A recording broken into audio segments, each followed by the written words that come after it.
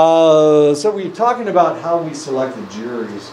And tonight, if you happen to have an extra hour between 9 o'clock and 10 o'clock, Bull's on tonight. And Bull is about selecting juries.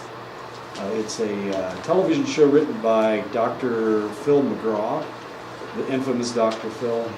That's what he did before he helped Oprah get at a trial. He was a jury consultant, and she was so impressed with him. He had all this knowledge about everybody. She decided that she'd bring him on her show. He was really popular. Now he's got a show of his own, and he wrote this television show about himself. He calls it Bull.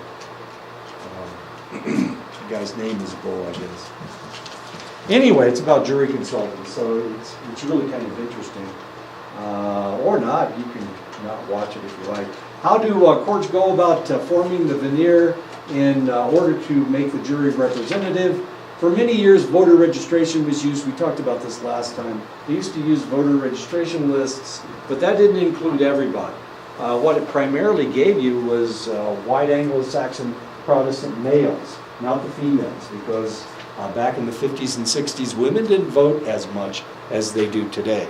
Now, of course, in the last election, and I think I talked about this last time, in the last election, women kicked ass. Can I say that?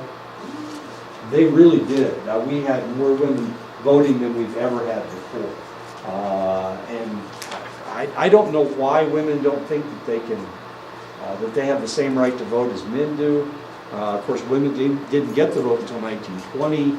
They set up the government as male-dominated, but you would think that women would have started going into politics fairly early, but the reality is we didn't see any women in politics until the 1940s, and we've just seen a trickle since the 1950s until now. All of a sudden, we got a third of Congress is female. So a third of the House of Representatives is female, and I think that's a wonderful thing. And of course, my wife thinks it's even better. So she was real upset with Donald Trump. So for the longest time, we didn't have women voting. There are certain religions where the men are supposed to be in charge, and the women are supposed to be subordinate to the men, and therefore a lot of them didn't vote. The Baptists are kind of that way. Women cannot minister to men for some reason, so I guess they decided they couldn't vote either. Anyway, okay, so for that reason, voter registration was not the best idea in the world. We were getting juries of white males, and that was about it.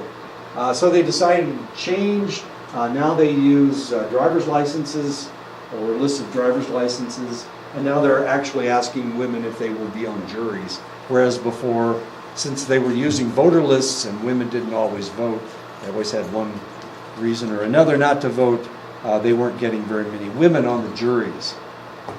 From those persons who are eligible for jury service, members of the veneer are randomly selected and summoned to appear at the courthouse for jury service. This has happened to me from time to time. Normally they don't want me on their jury because I have too much education. I'm a psychologist. They don't want me to be psychoanalyzing the defendant or whatever. So normally they don't want me on the jury. As a matter of fact, they have always allowed me not to go in. I've always sent them a letter saying I've got to teach or something. Or I'm a psychologist, I have a PhD, and normally they don't want me to. Neither lawyer wants me on the jury. But as many as half of qualified jurors ignore the jury summons, and you can ignore it if you like.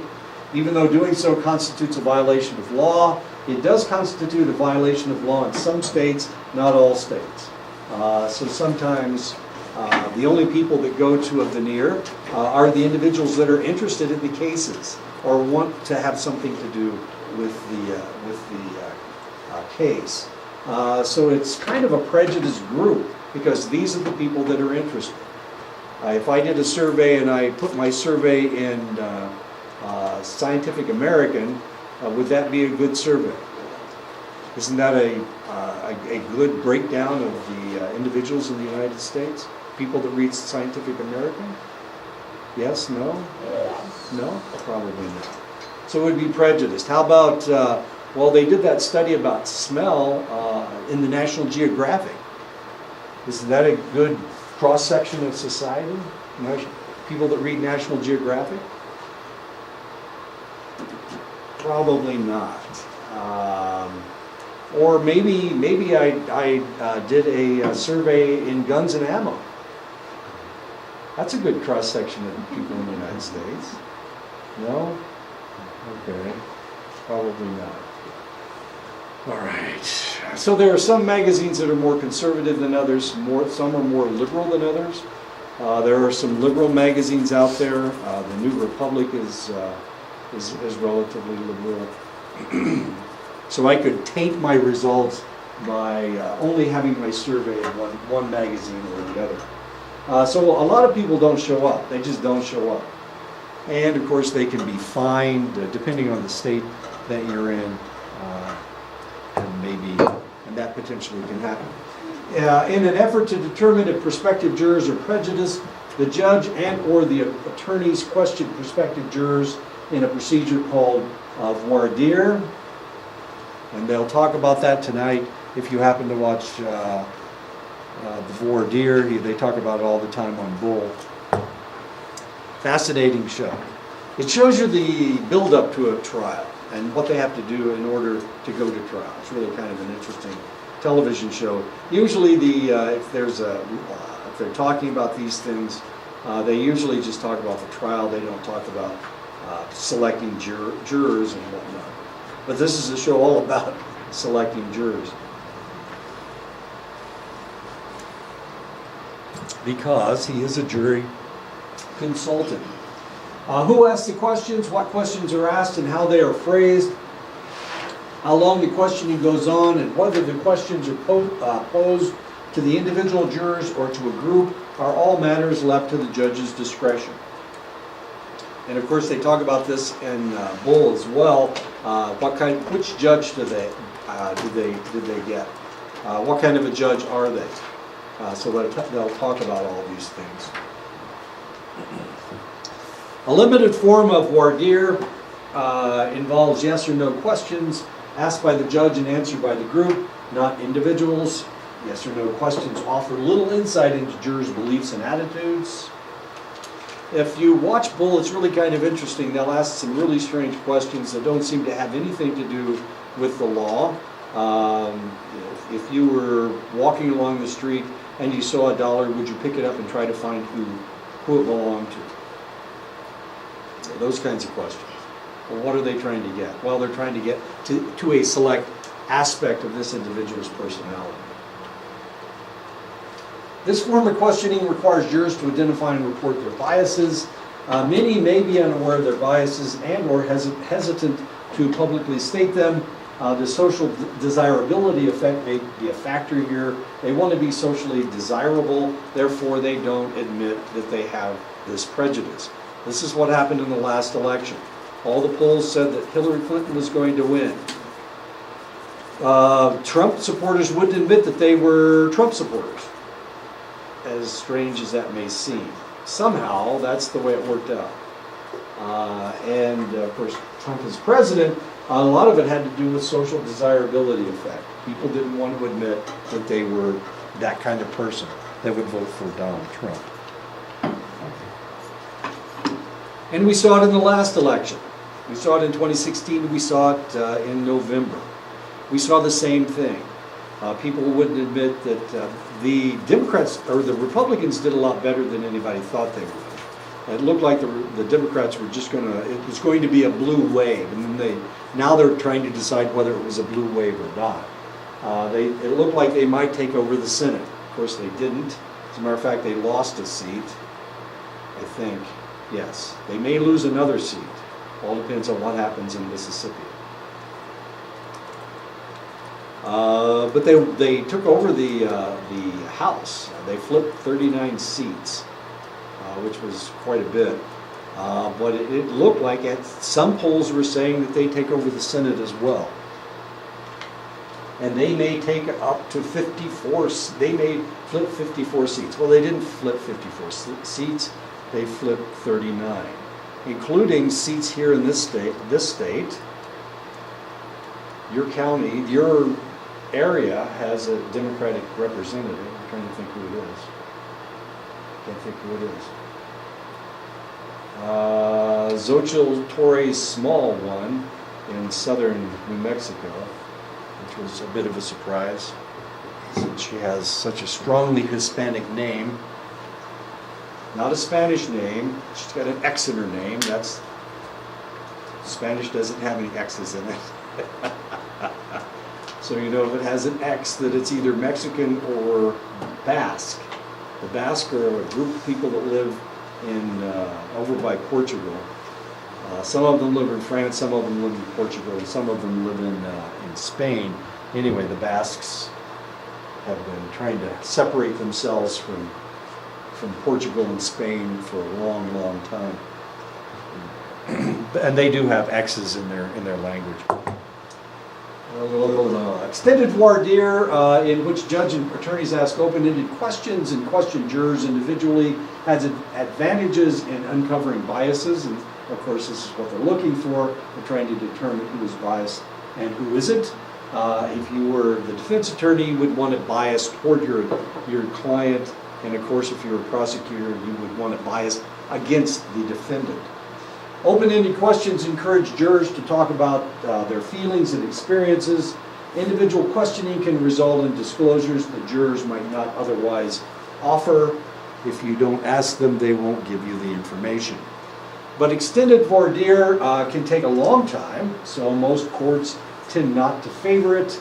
Typical voir dire procedures involve a compromise between the limited and extended versions.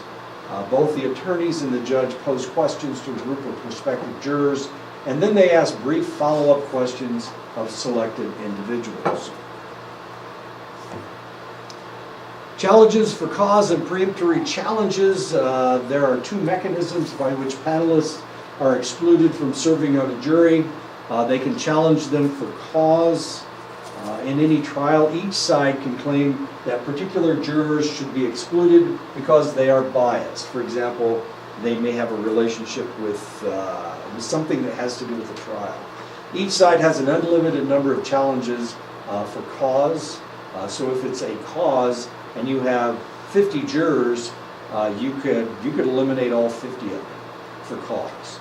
If they have something to do, if there is a prejudicial aspect to who they are. If they work for, it's a suit suing whatever, a Ford Motor Company, and this guy works for Ford, well, you don't want him on the jury.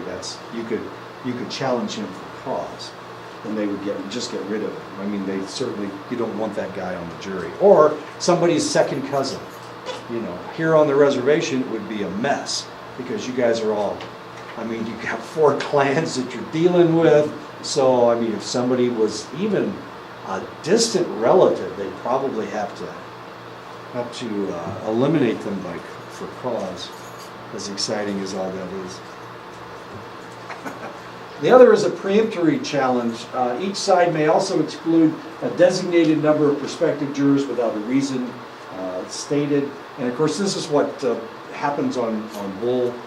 They're all preemptory challenges. They're trying to get the best jury they possibly can. So select individuals who don't think the way that they want them to, they will just get rid of them.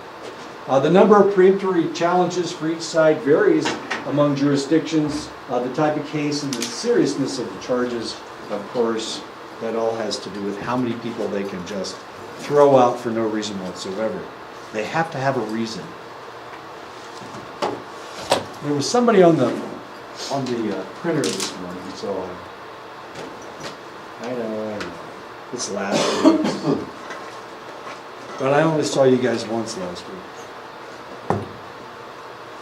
Everybody have a good Thanksgiving? Mm-hmm. Anybody stab somebody or beat somebody up?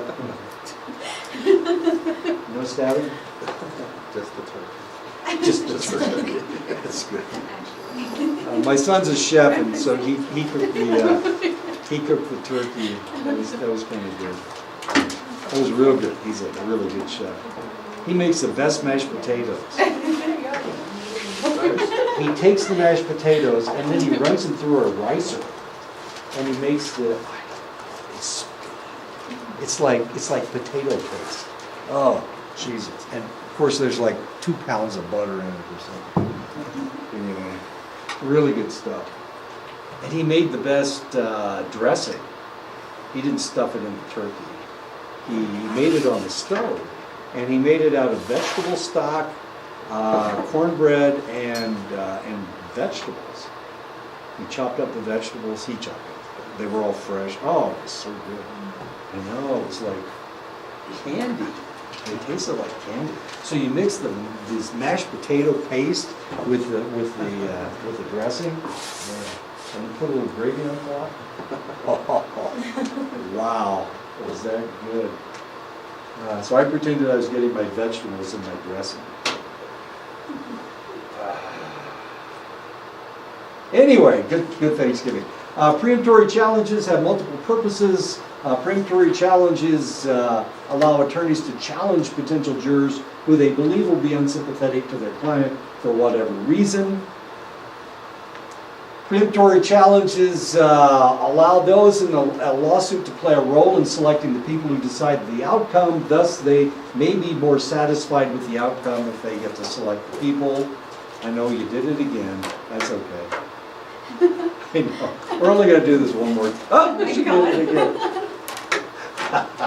Preemptory challenges also allow the attorney to begin to indoctrinate prospective jurors and influence those who ultimately will make up the jury.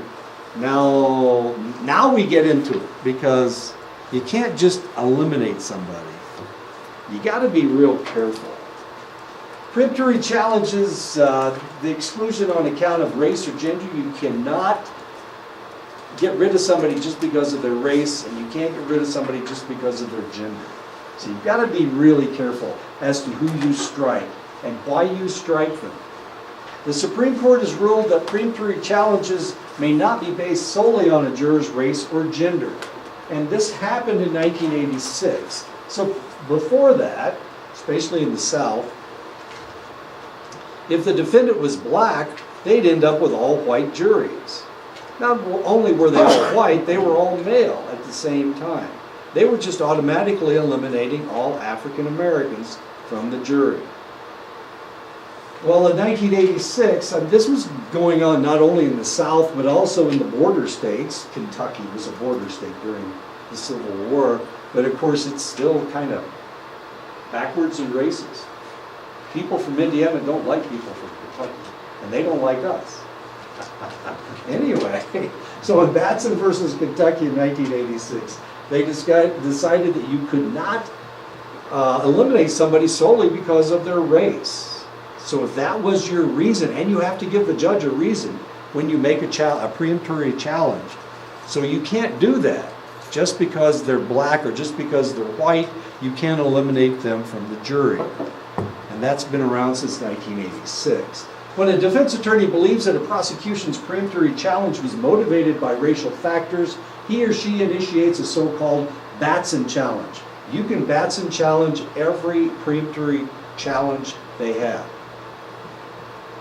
You can do that. And usually that's exactly what happens.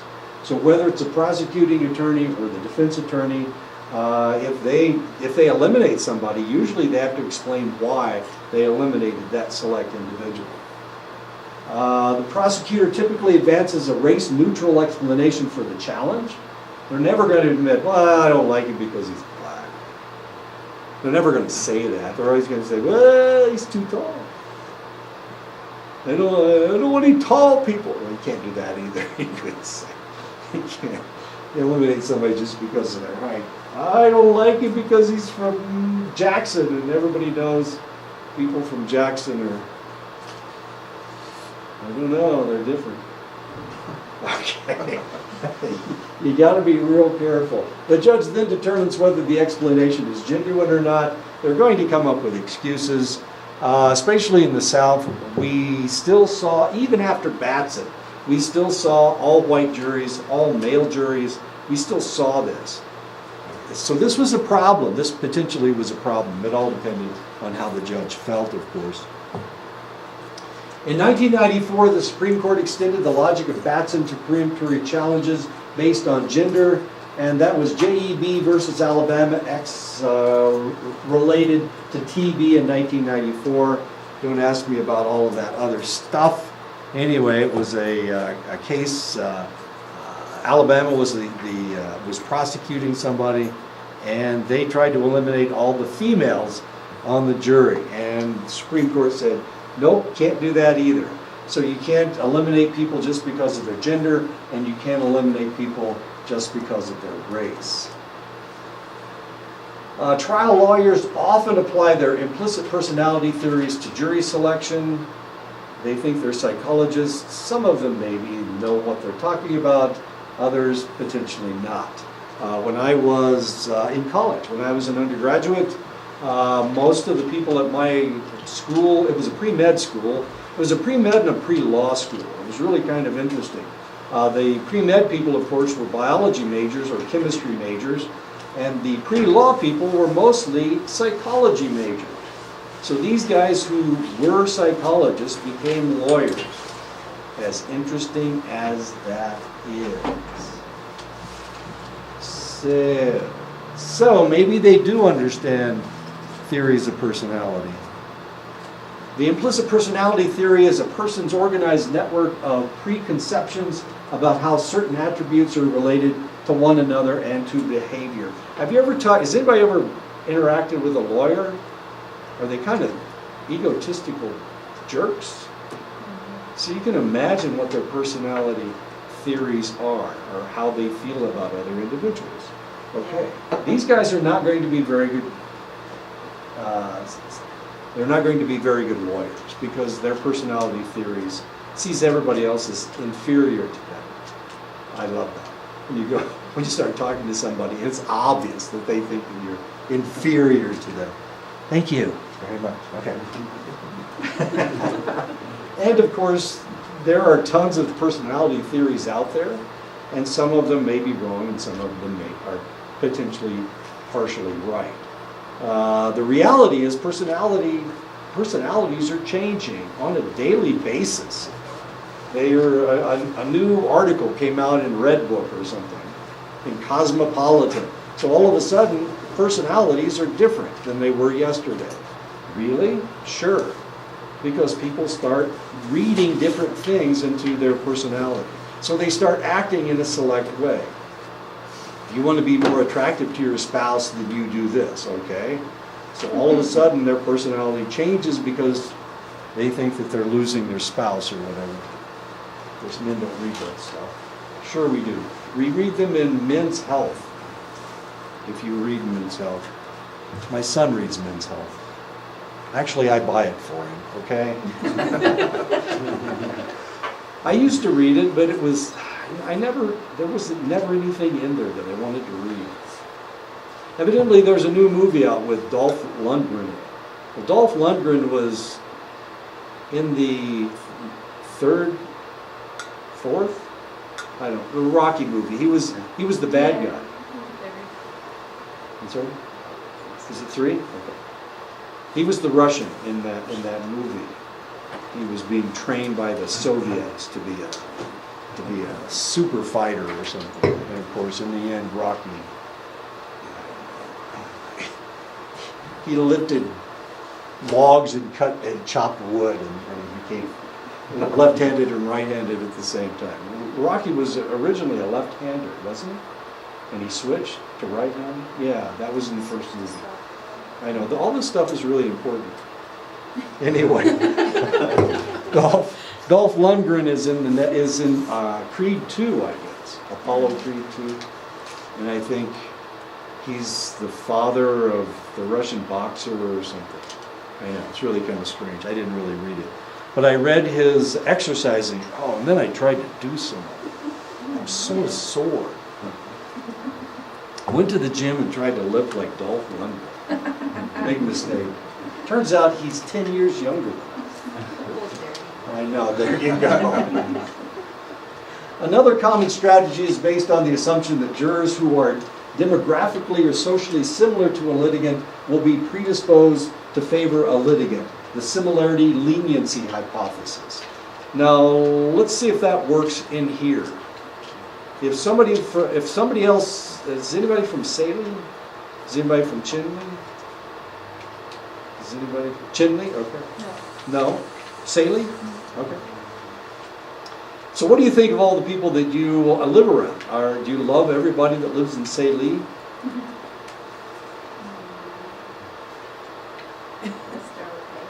They're okay. So what if they went down to Gallup and, wait a minute, that's a different state. What if they went down to Chinley and they robbed Bosch's? You know, they stole a couple frozen turkeys or something. Would you let them go just because they're from Salem? No. Would you maybe convict them just because you don't like people from Salem, or the people you're around you don't like so much? You see that too. See, you can't ever tell. Sometimes the people that you're around, you got this antipathy toward them. You got this anger toward them. You don't really like them a whole hell of a lot. These are the people that you would rather see in jail, are the people that live around you all the time. If you didn't know the person, you're more likely to let them go. But if it's somebody that you actually know, you're more likely to throw the book at them. And we see this all the time. I know. So that kind of messes up the similarity leniency hypothesis. There are some black people that do not like other black people. Yeah. And we see that all the time too. Most of these people are Republicans because most black people vote Democratic. So if we see a Republican, what if we see a Native American Indian, somebody from here who runs for office as a Republican? Does that make sense? Does that happen? Do we see it? Oh, wait a minute. The president. He claimed he was a Republican, didn't he? Okay. And in other meetings, I have heard him say that it's a Trump supporter as well. Who's that guy that was that native guy who was with the Trump? Who was singing that song at his? Senator Carlisle. Yeah. Oh, he's a state senator? Well, he was for District 9, but then he got dropped. And then his wife was going to go in, but she didn't qualify, so they had to give it up to someone else. Okay. So the similarity leniency thing may not work very well. One of the most famous American Indian politicians was a Republican from Colorado. They actually named stuff after this guy. But he was a Republican. Well, does that fit? He believed that everybody should lift themselves up by their bootstraps. Does that make... Yeah, evidently grew up in Denver, not on Wind River Reservation. Alternatively, the black sheep effect may apply. People may sanction those who reflect negatively and embarrass the in-group. I was at Bosch's, I don't know, it was about, I don't go to Chinley very much, hardly ever anymore. I went down the other day because, what was I looking for? Dog food. I was looking for dog food. I'll buy dog food. The produce isn't very good, so I normally don't go down there for apples and lemons and lettuce and whatnot. Anyway, so I went down this was last year. I went down there and this guy came up they always come up to me. I guess I look like I've got a pocket full of $5 bills. Actually, I do. So I look like what they think I look like. And this guy came up to me and he's asking me for money and he's kind of dressed nasty and he kind of smells bad. I think he's urinated on himself. I'm not really sure. His pants are not very clean. And so I'm walking up into Bosch's and this lady just rips this guy up one side and down the other. You're an embarrassment to our people. Why are you doing this? You know, and of course he's kind of cringing, trying to hide behind me, and as I'm walking up So she's yelling, actually yelling at me because he's standing behind me. Anyway, so she just rips him up one side and down the other. And so I go in, I buy my stuff, I come out, she's still yelling at me. She's still out, and he's still standing there because he's still trying to get money from people. So that's the whole black sheep effect. This idea that some people are an embarrassment to their people. And that's what she was telling this guy. You're an embarrassment to your people. So I imagine that's not all that uncommon. Do jurors' demographic characteristics predict the verdicts? Many attorneys actively select or deselect jurors on the basis of demographic information. This guy's black, so he must like black people. All black people like other black people. He's white, so he must like white people. He must think like Donald Trump. You know, those kinds of things. Demographic characteristics of jurors and juries are sometimes related to their verdicts. However, the correlations are weak and inconsistent from one type of trial to another. So you never know. But that's the job of the jury consultant. The relationship between demographic characteristics and verdicts also depends on the type of case. For example, in trials that involve issues such as child sexual assault, domestic violence, and sexual harassment, women are more likely than men to convict, and in civil trials, women are more inclined than men to perceive that sexual harassment has occurred. And of course, we saw this with Kavanaugh. We saw women just screaming in the halls of Congress. We had them demonstrating in front of all the buildings, and we had them wearing their funny pink hats. We won't tell you, call them what they call them. But anyway, we saw them wearing their little pink hats, and they're still pissed. And of course, they voted. They voted in the last election en masse. These individuals were really upset, including my son's fiance, who went up to Washington to be in some of these demonstrations, and my wife, who was ready to go out to Washington. She was still recovering from her hip surgery, so she didn't go. But she was ready to go. She's ready to kick ass. She's pissed. She's real pissed.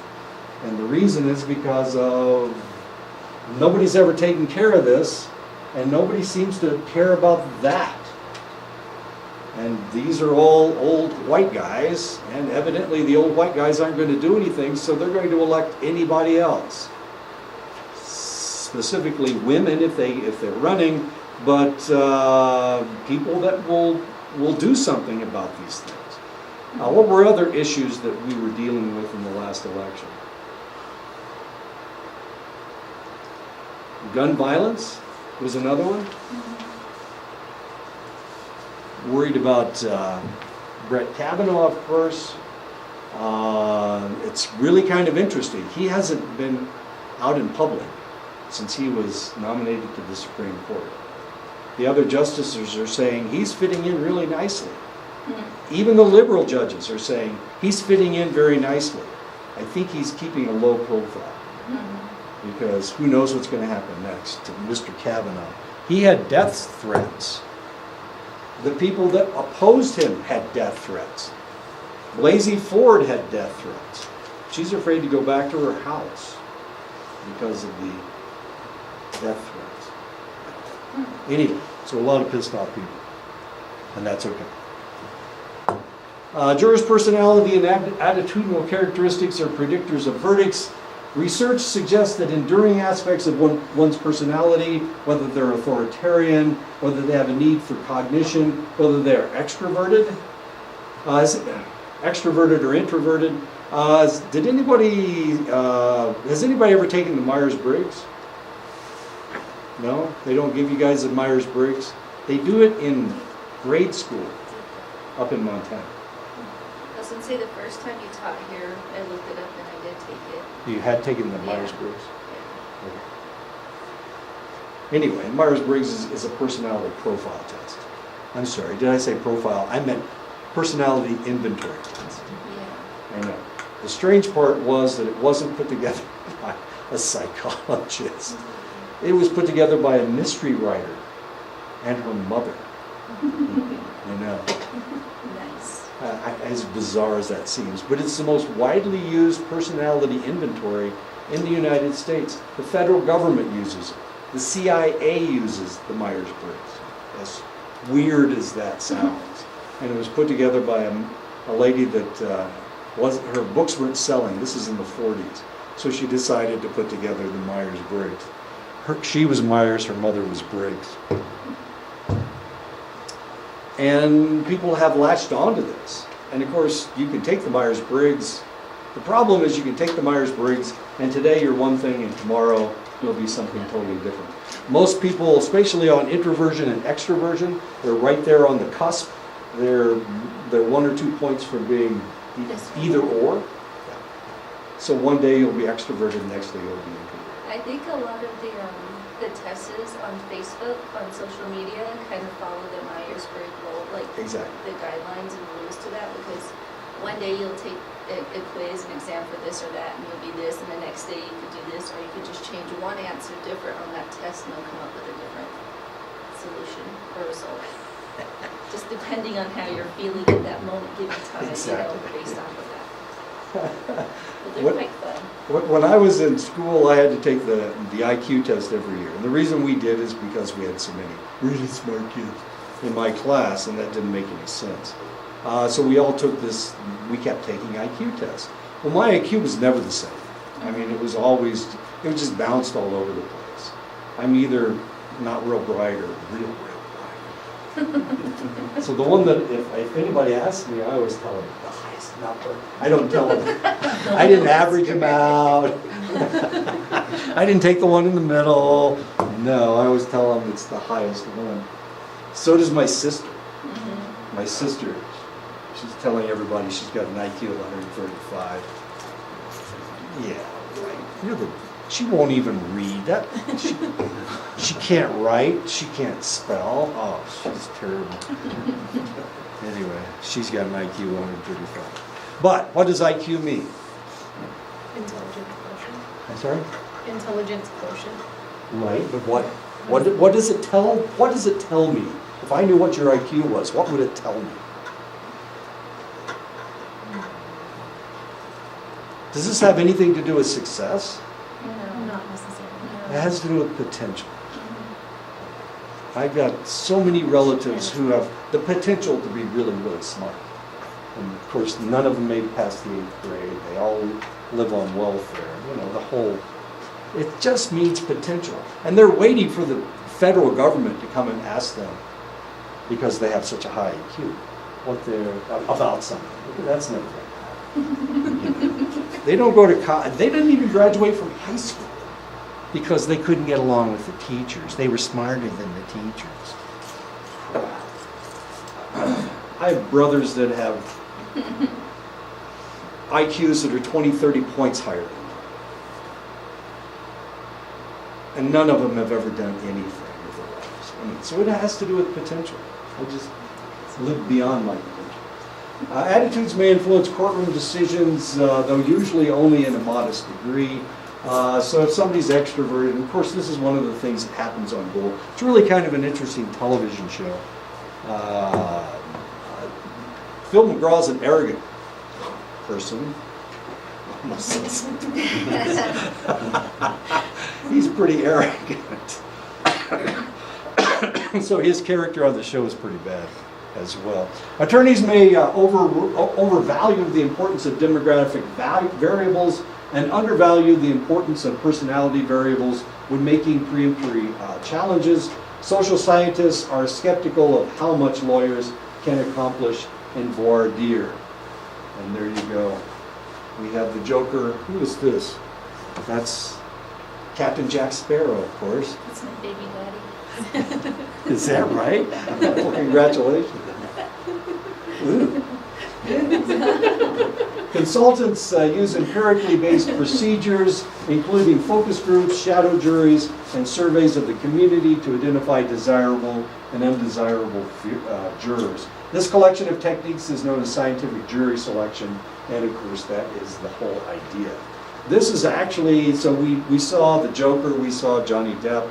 Does anybody recognize who this guy is? I've watched his show all weekend. My son just thinks he's a hoot. He's Adam Ruins Everything. Oh, yeah. Yeah, that's who that is. Adam Ruins Everything. So we watched Adam Ruin Everything all weekend long. Oh my goodness. My son watches things obsessively, so he'll watch. So does Marius. Marius watches Seinfeld. So if you ever get him in class, just get him talking about Kramer. He loves Kramer. Scientific jury selection has generated controversy. Some claim that it favors the wealthy and creates a perception that the system is rigged. Others claim that it is ineffective. This is really kind of interesting because Bull is always taking cases of people that are poor. He's taking, so he's not only taking wealthy clients, he's also taking poor clients. But we never see him take the wealthy clients. We only see him take the poor clients. Yeah, right. Okay. So how did he become a multi-millionaire? Not by taking all those poor clients. How effective are trial consultants? The success rate may have been inflated by the following factors. Many of the more widely discussed cases involved weak or controversial evidence against defendants. And this is really kind of interesting because they built up their reputation by taking cases they knew that they could win. And of course, if you watch the television show, you realize, wait a minute, they're not taking cases that they might lose. They're always taking cases they know that they can win. Attorneys who made the extra effort to enlist jury consultation resources may also have been more diligent and thorough in other areas of their case preparation. And that's part of it. In the beginning, of course, in the beginning of Bull, they were always being asked by another attorney, and that attorney was actually trying the case. But now we see their own attorney is trying almost all the cases on the television show. I didn't like the show. I didn't watch it. My wife watched it. So if I was with my wife on Tuesday nights, it used to be on Tuesday nights, then I would have to watch Bull. And I'd put my earbuds in. It's kind of hard for me not to watch television at the time. Horowitz determined that traditional methods were superior in cases in which there were weak links between demographic personality and attitudinal factors. For example, in a murder case, whereas scientific methods were superior when those associations were strong, such as in a drug sale case.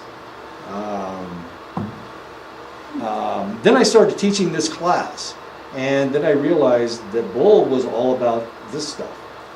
So it was really kind of interesting. And they show the background. It's, you know, in most of the attorney cases like Perry Mason, he's out as a private investigator trying to figure out what's going on, or Matlock or whatever. And then it's the trial, and then all of a sudden they just throw this information out there. But this actually shows you how the trial is put together, the voir dire and whatnot. I mean, you never heard the word voir dire in Perry Mason or Matlock, but in Bull, that's a very common phrase that they use, and veneer and whatnot. Perhaps trial consultants are most effective in cases in which jurors' attitudes are particularly important. In some, many agree that in most cases the evidence is more important than jurors' attitudes or demographic characteristics, and that scientific jury selection may be of limited value in cases where the evidence is unambiguous. I told you that my son was on a jury, my brother was on a jury one time, and he actually retried the case in the jury room, and they decided that the prosecuting attorney did a really crappy job, and the defense attorney did an even worse job, and the judge really didn't care. They just assumed that it was a slam dunk, so nobody even dealt with things. But they had all this evidence, and they brought it all into the jury room, and over a 2-day period, they went back over all the evidence, and they decided how the case should go.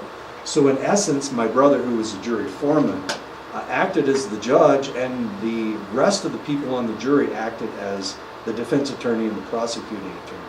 And eventually they decided that the individual did shoot his wife, but she attacked him, and there was a lot of evidence that they didn't bring out. I mean, they had evidence. He had defensive wounds on his arms. You know, you don't get a defensive wound here from trying to hit somebody. Well, I guess you could. Well, it's not a defensive wound. It wasn't a defensive wound. So she pulled a butcher knife on him and tried to cut him. And then she's the one that got the gun. She fired it twice. Well, it's not important. They decided it was second degree murder, which in Indiana is not a felony. Well, it is a felony, but it's not a. No, it's not a felony. So he didn't lose his voting rights. He wasn't put in jail. He was put on probation. People didn't like him because he had long hair. He was of mixed race. He had tattoos on his neck. All these things went against him. But my brother has long hair. He doesn't have any tattoos on his neck, but he has long hair. He's not of mixed race, but he didn't hold that against him, I guess. Pretrial publicity highlights tensions between two rights protected by the United States Constitution.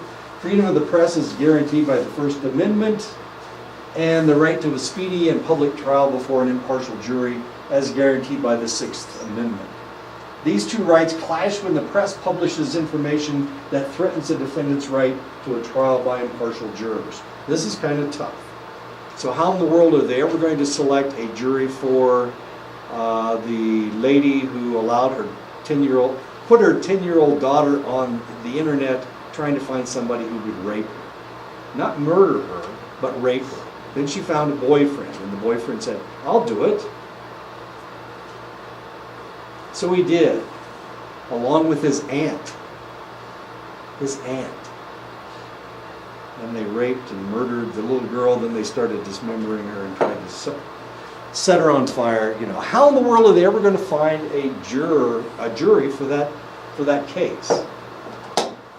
Well, only people in New Mexico know about this, and people up here where that's the only television we get. So if you've got DirecTV or the Dish, I guess. We only get television. We don't get television from Phoenix or Flagstaff.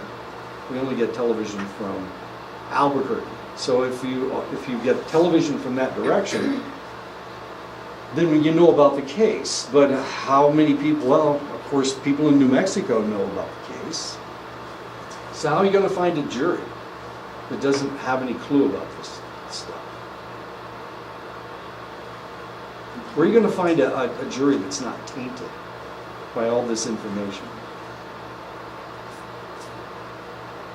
I don't know. In Santa Fe? I don't know. I don't know what they're going to do. There's 3 of them that they have to try, though, and I think the trial is coming up, if it hasn't started already. I don't know. I haven't been watching the news. My wife likes to watch the news, and so when I'm with her, I usually watch the news. Legal rulings on pretrial publicity. Rideau versus Louisiana, 1963. The court decided that exposure to news with information strongly pointing to the defendant's guilt was a violation of due process. So what are you going to do? If this is a popular case, everybody knows about it, what are you going to do now? How are you going to fix this? Is it possible to find jurors that don't have this information? Well, some people don't watch the news, and some people don't watch local news. Or some people only watch local news and don't watch national news. Some people, hardly anybody reads the newspaper anymore. I used to get the news, last year I got the newspaper from Gallup, but they don't deliver out here anymore. I know. So, what am I going to start my fires with? This is a tragedy. I'll have to start ripping your papers open too. No, I have all your papers on the lines. I graded them online, which is easier for me as it turns out. However, I was talking to Patrick Blackwater. You know Patrick Blackwater? Patrick prints out all of his papers because he can't grade online. I said something like, "You win, what's wrong with you?" Kind of insane. No, he's a mess. Moomin versus Virginia, 1991, the court held that if prospective Jurors claim that they can be impartial. Defendants do not have a constitutional right to ask them about the specifics of their exposure to pretrial publicity, if they say that they can be impartial. I know. What's the probability they're going to lie? Well, according to the Supreme Court in 1991, they won't. Two types of studies. In experimental studies, participants are either exposed or not exposed to some form of publicity and then are asked to assume the role of jurors in a simulated trial. This is a really tough one to figure out. So is this fair or not? If there's so much publicity, can they get a fair trial? That's the question. So we had to put together two different types of studies to figure out if this is what was going on. In field studies, community respondents are surveyed to assess the effects of naturally occurring publicity about an actual case. So they had field studies and they had experimental studies to see if it worked. The conclusion from both types of studies: jurors exposed to pretrial publicity are more likely than those not exposed to favor the prosecution and to prejudge the defendant as guilty. So the more information you have about the case, the more you decide that he is guilty. I know. Do you ever read something in the paper and say, he wasn't guilty? He didn't rape that little girl. Do you ever? I know. Well, do they ever write in there, well, he may or may not have raped that little girl? No, because if they wrote it that way, you wouldn't read the story. The headline, John Jones may or may not have raped a little girl. You going to read that story? Probably not.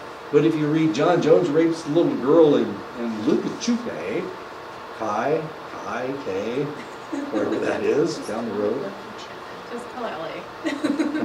Wherever it is, then you're going to read it, and they're trying to get you to read the newspaper or to read whatever. However, if you get any information at all, usually you prejudge the defendant as guilty. Experimental studies of the effects of pretrial publicity, because all aspects of the trial except the publicity are held constant, scientists can assess whether variations in publicity cause differences in response. Does that make sense? It's the one thing that you can't hold constant.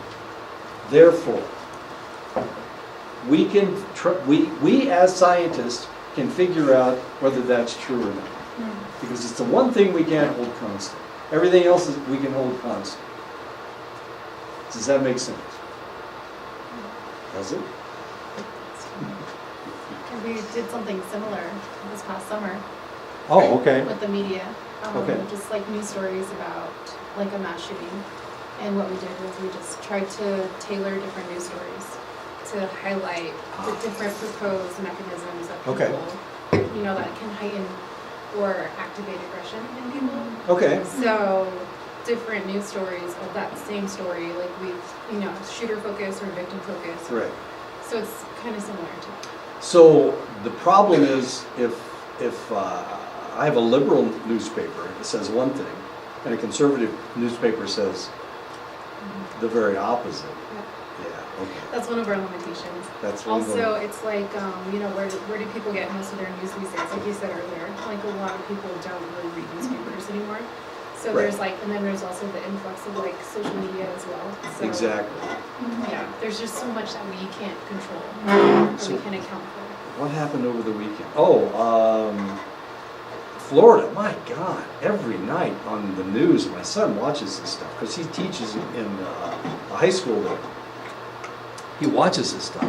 It's like 30 minutes of guns and violence and rapes and murders. I mean, and it's a constant. It was horrible. And then there was a guy that, this was in Alabama.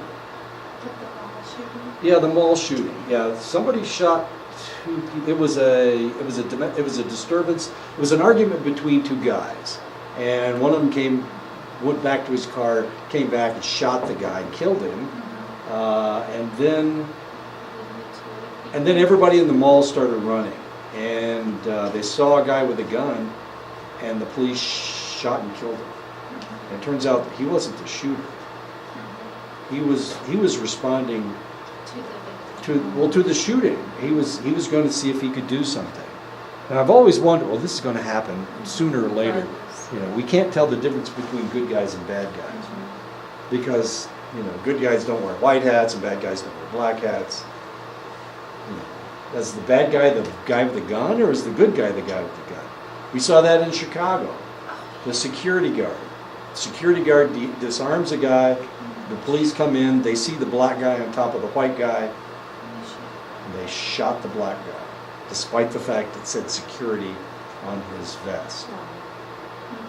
I know. Okay. All right. So now we have the media, and so we have the media giving us these stories, and it could give us a positive story about the guy with the gun, or it could give us a negative story about the guy with the gun. Yeah. So that's going to skew everything. Yeah, and then like you were saying too, local versus national.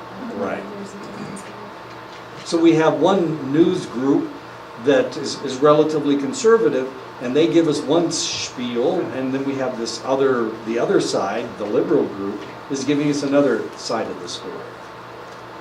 And depending on whether you watch conservative media or liberal media, that's the side that you adhere to. And so when we start arguing about this stuff, so the question is, can we separate those two? Or do we realize that, The same thing. well, we've got two different stories, and the people that want to listen to one story are always going to hear this story, and the other people are always going to hear this story. It's equivocal. Yeah. Exactly. So we have white nationalists, we have very conservative people, and they're always going to be hearing the news the way they want to hear it. I think it's because different things are important to different people. True, but they only listen to what they want to listen to, and they don't hear the other side. And when they do hear the other side, then they argue. They can argue with the other side. Yeah. So what's real and what's not real?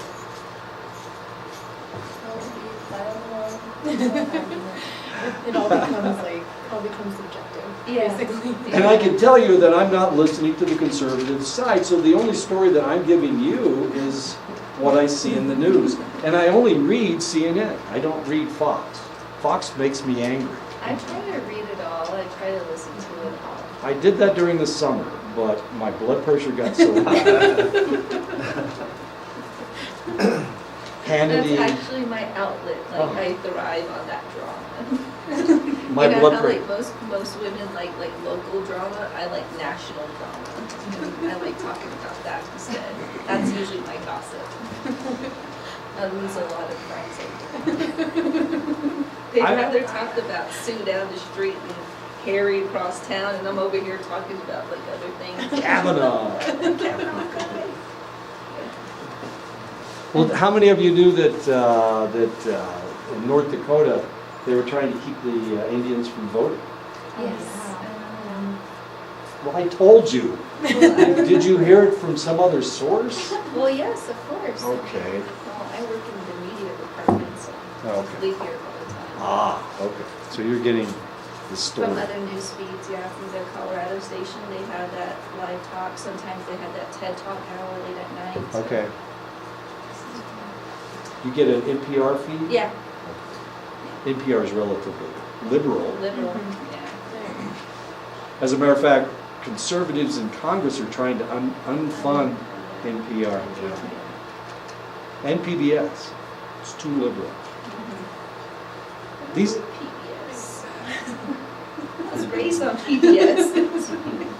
These studies generally show that pretrial publicity affects jurors' evaluations of the defendant's character and criminality, the extent to which they like or sympathize with the defendant, their pretrial sentiments about guilt, and their final verdicts. So all of this information is part of their belief system, becomes part of their belief system.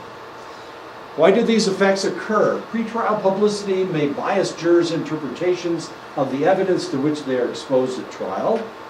The problem with going to a trial, if you've ever been to a trial, The defense says one thing and the prosecution takes exactly the same information and spins it in another direction. Now sometimes they don't really, well, the defense wants you to believe this one way and the prosecution wants you to believe the other way. So what you will probably believe, especially if you have pretrial information, is whatever you thought in the beginning. The first pieces of information that you had. You already know about this. Confirmation bias. Exact, confirmation bias. Jurors exposed to publicity come to believe wrongly that the pretrial information was presented as part of the trial evidence. Sometimes it's not. I'm sure you have more information. This is one of the reasons why it's really hard to argue with Donald Trump. Theoretically, as the President of the United States, he gets a security briefing every morning. He doesn't like it, he wants them to reduce it. Not important, that's my bias. I'm sorry, I apologize. Practice being commander-in-chief if you can't even get through briefing and debriefing. That's the story we've heard from like everybody. But so theoretically, he has more information about stuff than we do. No matter whether it's the Khashoggi murders, whether it's North Korea and their nuclear arsenal, which seems to be expanding, or not, however you like to see these things, theoretically he has better information than we do. Now, sometimes we get the same information that he does. So the CIA over the weekend came out with the determination that the Crown Prince of Saudi Arabia ordered the murder of Khashoggi. Okay. That's what the CIA said. Now that's the CIA's job, is to find out this information. Now the problem is the CIA also, their job is also to give out disinformation. Yeah. Right, but however, they're also supposed to give you good information. And you're supposed to know which department you're getting your information from. The misinformation department or the good information department. And of course, he doesn't want to say anything negative about the Crown Prince of Saudi Arabia because theoretically they have $485 billion worth of orders, of military orders with the United States, which isn't true either, but that's not important. Okay. Okay, so sometimes we think that we have information that we don't actually have. Sometimes we think that the information that we read in the paper the first day was the accurate information. The information we got about the mall shooting. 2 people are dead in the mall. Well, the second person that was dead was the guy that the police shot. So what's the problem? There's no clear, specific details on who or what. It's kind of just We have a broad generalization. 2 dead people. One's a black guy, one's a white guy. The white guy was the one that was shot in the confrontation. The black guy was the guy that, with the gun, who they thought was the shooter. So what's the problem now? Well, potentially they shot him because of racism. We won't go into that. I was thinking that the shooter's actually still at large. And they're not really looking at him because it's taken 2 days to figure out who this guy was. Why did it take 2 days? Because they thought that they had the case solved. They had shot the shooter. Turns out that he hadn't fired that weapon. So the gun that they saw him with, that they thought was the gun, he was the shooter. Why? Because this is in Alabama, Birmingham, Alabama, the largest mall in Alabama, and also the individual was black. So as far as the police are concerned, they've solved the case. Until now. Now we have to go back and try to figure out who the white guy is that shot the other white guy. And with media, it's like there's such a need to publish right away. Yeah. Too. So there's always misinformation. Right. Unfortunately. So theoretically what they try to do is get the best information as soon as possible. Knowing this, a lot of police departments will release information fairly quickly so that they can get the right information out. Because this has happened over and over and over again. but in this case, of course, the police had the wrong information. And so everybody's publishing the wrong information. Now we'll see what happens. Because they have to reopen the case. They had closed the case. Source monitoring error. So that's a source monitoring error. The pretrial publicity often elicits emotional responses which are associated with jurors' verdicts. And of course, this is a problem as well. How do we know when you're going to read that story? The title we put over the banner headline is what you will read. We try to get you to react emotionally to what's going on as the media. Is that a problem or is that not a problem? Well, if we didn't put emotional banner headlines, then you wouldn't read it. I mean, I look at CNN. I'll go back to my office and look at CNN. That's the first thing I'll do is look at CNN. I won't read your emails. I won't read those until later. But I'll look at CNN, and I will read the stories that are interesting to me. And those are the ones that have provocative titles. Sometimes they're hooks. It's not really what they say it is, which is irritating. A lot of the time. And I read them anyway, of course. Okay. Presentation and publicity via television has been found to have a greater biasing impact than information presented in print, but the combined effects of TV and newspaper publicity had the greatest impact. But you have to watch television in order to get this piece of information. So when do you watch television? What do you watch on television? If you go home right now, you're going to turn on the news? Sure. Netflix? What do you watch? Streaming services. Okay. So you won't watch it. No. Will you watch the news? That's not, Netflix is not on the news, I right? don't know. What streaming services? Like Hulu, Netflix. Yeah, Hulu, Netflix, Amazon Prime. Amazon Prime. So that's, yeah, but that's not the news. Yeah, that's not news. That's not news. So you're not going to watch the news at all? No. Okay. You turn on the television, what do you watch? The news? Okay. You don't have any television? Television, just a streaming. Well, that's why you watch my television. Yes. Okay. That's why you're watching the parade. Yeah. I think I watched lately, I've been watching the ID channel, which is all I watch, murder cases. Is that right? It's not like trials. Lifetime where the guy's always a bad guy. Only on Sundays. Only on Sundays I watch Lifetime all day, and I'll tell everybody that Sunday, you know what day it is. Don't touch that Today's the day TV. the That's guy's an my asshole. day. So by Monday, I'll Yeah. feel okay, be Yeah. ready to go the whole week again. Always the bad guy. And sometimes both of them. Same streaming services, but if I do watch television, it's HLN or it's ID.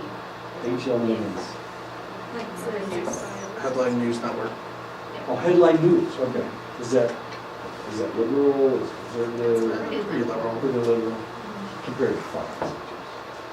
Oh, Fox, yeah. He's the most wonderful president we've ever had. What do you watch? Admit it. Dying to know you, Sherry. What do you watch? You turn on the television, Seinfeld, like Marius? HBO? So you watch movies. That's cool. Sharon and I are like twins because I watch TCM. I watch Turner Classic Movies. I hardly ever watch any real stuff. It's always, movies. Old movies at that. I think the only news I enjoy is Entertainment Tonight. That takes me away from my Sherry's house. That's my gossip channel. Justin As Bieber long got as it's not married. me. I know, he's married. Huh? I saw a picture of her. He's prettier than she is. And she's a Baldwin. Is she a Baldwin? She's a Baldwin. Is she James? Who's Baldwin? I think Alec's daughter. Is she really? Yeah. No, I think it was Isn't Steven. Is The it weird Steven's one? daughter? Yeah. Apparently. No, not Stephen. Yeah, it's Steven's Yeah, daughter. Stephen's like a Nazi. Yeah, That's the his weird. That's daughter. what I said. The weird, the Christian really. Yeah. Yeah. Oh my God. So what are you watching when you go home? I Evidently you don't watch don't watch the Bees. You don't watch TV at all? I mean, no, I watch that. Okay, like, oh. You must hate me. They're all, they're all rapists and murderers. You don't watch the news? That's okay. I watch all the movies. If I turn on the television when I go home, which I probably will, I'll probably watch whatever the old movie is. And if it's a bad old movie, I'll turn on, I'll turn on CNN, which is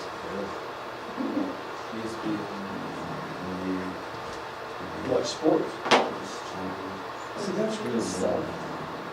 Lunchtime usually on Channel 4, local news. Local news?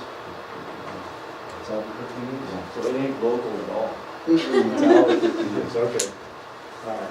So none of us are getting any local news, hardly any local news at Anything all. that matters from here, if I were to get Arizona news, I have to go on my social media account and go onto Fox Network's Facebook account and then look at whatever latest videos or go to their website link and see what they're doing in Flagstaff or down in Phoenix. Same, with my social media, I follow like news programs. Sure. NBC, CNN, like all my, Okay. so it'll just come out on my newsfeed. So do you watch Anderson Cooper? No, not on TV, no. Matt, Wow. Rachel Maddow? My wife is addicted to Rachel Sometimes I'll Maddow. watch like Nancy Grace too. I like Nancy Grace, yeah. Oh, cooking channels too. I love cooking Food channels. Network. Food Network. Because usually they'll bring Foodies, us stuff. And then HGTV too, I watch them. That's why my son became a chef. He started watching that stuff. I love So cooking. when they were really talking about global warming, Mm. it was like headline news. I know. So what did Trump say about global warming? We should I break said, our well, rules. maybe, yeah. We should break our, besides breaking our law. No, he said it's so cold in New York right now. Obviously, global warming doesn't exist. What it, Well, it's worse than that because it was cold in New York and New England, but it was hot every place else in the United States. Like, the only places that exist from there are right it was where right he where is. he was. And it's funny because it's like a kid, you know, like a teenage kid that only, you tell them to go look elsewhere for something, but they refuse to. You're like, I tried looking everywhere and look all right here, Mom. I can't find it. There's no problem. And Sounds you're like like, he's- oh my it's a gosh. male But teenager, isn't it? step out of that box and then look around and you'll find it. You know, he's like a kid. And it's like, oh my gosh, they prepare his speeches for them, but he just refuses to read what's on the damn card. And that's all he has to do. Is read the Is card. read the damn cards, Trump. Get your debriefing and briefing I done know. every day. No, global warming doesn't exist. Okay, well, Idiot. I guess we don't have to worry about global warming anymore. It's only, it's not happening. So, there. so what's wrong with global warming? Why won't he admit that global warming exists? I mean, what's it going to do to him? Is it going to kill him? Is it going to cost him money? No, it doesn't matter to him at all. If he admits that it exists, he'll have to do something about it. Mm-hmm. And if he has to do something about it, it's going to cost him money. So it has to do with money. Do you agree? Little piece of his Isn't pie. that sad? He agrees with the big companies that he's friends with have to change their ways. So, Right. Yeah. They'll have to stop spewing toxins into the Yeah. atmosphere. Won't that be a tragedy? Uranium companies will have to stop or start doing something about their spill things, Well, whatever. it's not just the uranium companies, it's Navajo Nation too, as a whole, you know, with the whole NGS system where they've actually been in violation of a lot of EPA rules and regulations, and still we have not done anything to rectify any of those things. I got good Yet news for you. here we are, We're not in you're not in violation of the EPA rules anymore. as of just now. Well, Trump changed it. So, yeah, see? He And did that's away so with those crazy, rules, and so that's now why you're not in there's- violation anymore. And that's why it's so hard to get anywhere in Winter Rock, just being a concerned citizen and talking and bringing up certain subjects because everyone is such a Trump supporter there. It's kind of like just, oh, there's a problem here, we'll just turn this dial up to where it's not a problem anymore. There you go, see, it's not a problem. Is it that they're Trump supporters, or is it that they don't want to spend any money? It's just they don't want to spend any money, and the money that's coming in, we don't even know where it's going. if they have to spend it on coal and uranium, then they're not gonna have any money to abscond with. That's $12 million a year we lose. It's perfect. But It's then pretty again, it's like, expensive to go green. Oh, it's- Recycle. It's extremely expensive. This is a tragedy. it's, I know, it makes me want to cry.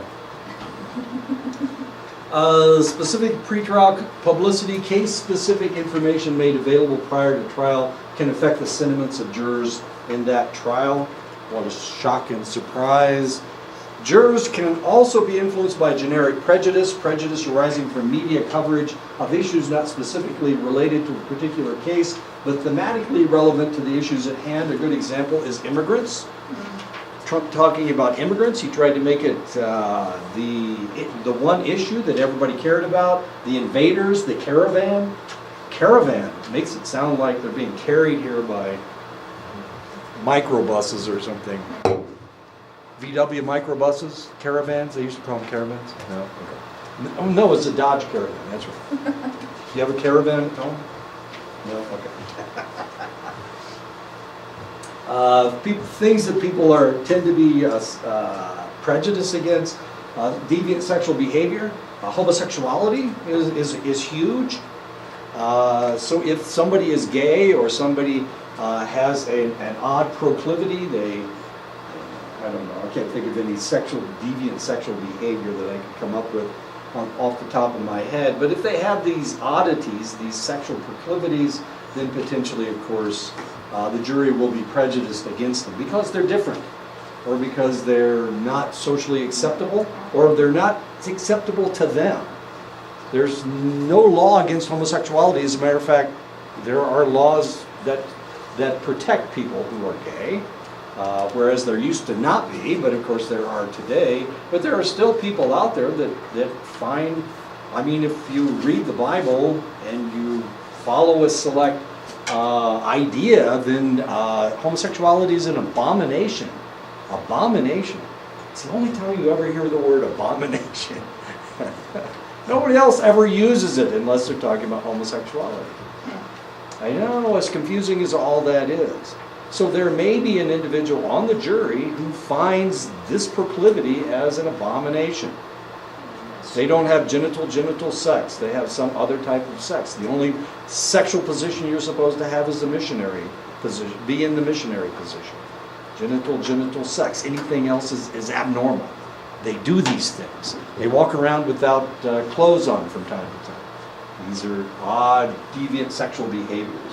Generic prejudice may be more problematic than specific pretrial publicity because these are inborn. There's nothing we can do about this. And of course, we need to find out about it before they go to court. Maybe this is an individual that doesn't believe people should live together unless they're married. Who can argue with that?